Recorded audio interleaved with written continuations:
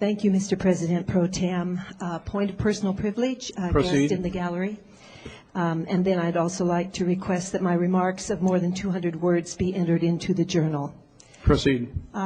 Members, I would like to introduce a very special guest who has been joined today by several of his closest friends. Up in the gallery, we have many of the members of the 9/11 for Truth group, people who are asking for a new, independent investigation of the attacks of 9/11/2001. In particular, I would like to introduce to you a very, very courageous man named Blair Gadsby. I'm going to ask the folks with Blair to help him stand as I tell you just a little bit about him. Blair is very weak because he has been fasting for more than 2 weeks to try to bring attention to the cause of 9/11 truth. This is the 16th day that Blair has gone without food and spent his day outside the office of U.S. Senator John McCain, pleading with the senator to take a look at new evidence of the 9/11 crimes. We have one man here who is sacrificing his own personal needs and desires to stand boldly, pleading for the world to take notice, to question, to research, and not place their lives in the hands of media sound bites, to think for themselves consciously and critically. Blair is an educator, and to me this is what great educators do. Thousands of people all over the country, and actually around the world, have been watching on the internet as this hunger strike progresses here in Phoenix.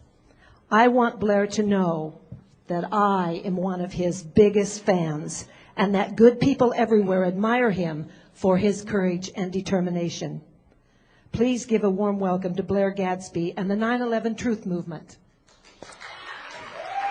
Welcome to the Senate.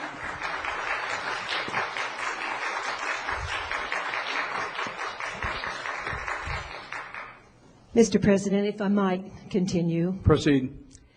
Last month, I started speaking publicly regarding my concerns about the attacks of September 11th, 2001, which brought down the Twin Towers of the World Trade Center, as well as Building 7. If you've watched the media coverage since I first began to speak out, you know how vicious and irrational it has been towards me. The media have worked hard to try to make it seem silly to even question the 9/11 Commission report, even though some of its own authors have done so, including both of the Commission co-chairmen, Mr. Hamilton and Keene. Actually, the 9/11 Commission report represents just one theory, the theory that fire and the damage from the airplane impacts brought down the 3 buildings. This theory explains none of the features of the destruction that we all witnessed that day and which we can still observe on hundreds of videos. It explains nothing about how in 4 of 4 cases, no hijacking code was transmitted by the hijacked airliners. And in 4 of 4 cases, no fighter jets managed to get alongside any of the hijacked airliners.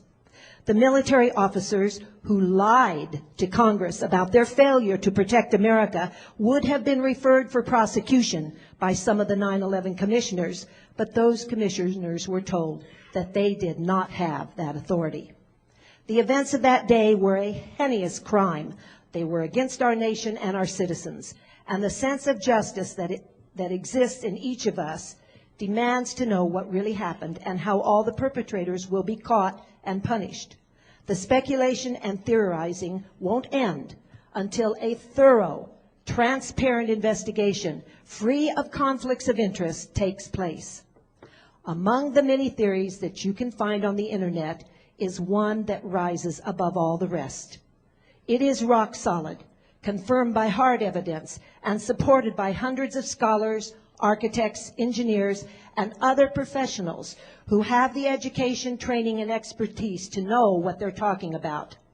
This is the theory that explosive demolitions brought down the Twin Towers and Building 7. I've placed a handout on each of your desks inside of the manila folder, and that has a photo of one of the towers as it begins to collapse. I'd like you to take a look at that photo, if you will.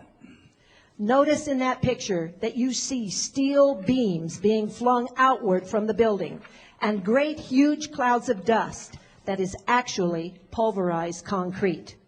A building that falls down doesn't pulverize itself into dust as it drops. Imagine dropping a chunk of concrete 30 feet or more. Is it going to fall into dust? No. Yet the concrete in the towers was blasted into powder that covered all of Manhattan. Think about this now. You can see that powder already being formed long before that upper section has fallen more than a few floors. As you look at that photo, ask yourself, is this a picture of a building collapsing, or is this a picture of a building exploding? Does a building that collapses have the ability to fling its own steel beams sideways up to 600 feet? Does a building that is just starting to collapse blast its contents outwards in a massive cloud of dust? What do you see in the photo? I see an explosion, and so do millions of other people who are demanding a real investigation. More important than simply looking at a photo, engineers, architects, and scientists have evaluated the rubble at ground zero and other aspects of the buildings, and they have found evidence of at least 15 different characteristics of explosion. These 15 characteristics are listed on the handout as well. Despite the media's outrageous attacks on my sanity, intelligence, and patriotism, the emails and phone calls to my office have been 95% supportive of my request for a new investigation. I've been amazed, really, to see just how overwhelmingly the public rejects the official reports, not only of the 9/11 Commission, but also those of FEMA and NIST, which is your National Institute of Science and Technology. I assumed that expressing skepticism about the official story of 9/11 would be a punishing issue for an elected official, but I'm finding that it's quite the opposite. The public wants its leaders to stand up and be counted when it appears that something is wrong. The truth will set you free. Blair Gadsby and my guests today want the truth about 9/11. The American people want the truth about 9/11. They want an independent investigation, and so do I.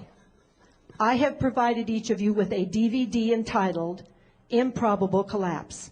I'm hopeful that you will watch it with an open mind and that you'll also study some of the wonderful, well-researched articles on the internet. I've included a list of the most credible websites with your handout. You don't have to embrace every theory about 9/11. Indeed, there are some that should be soundly rejected.